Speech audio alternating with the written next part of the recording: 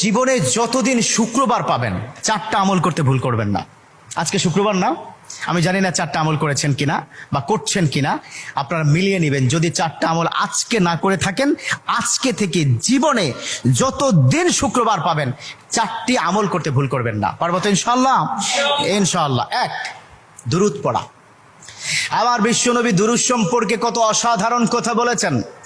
একজন সাহাবা এসে বললেন, ইলা রাসূলুল্লাহ সাল্লাল্লাহু আলাইহি ওয়াসাল্লাম, ও নবী, আমি যদি আপনার প্রতি দিনের 1/3 ধরে দুরূদ শরীফ পড়ি আমি কি নিয়ামত পাবো?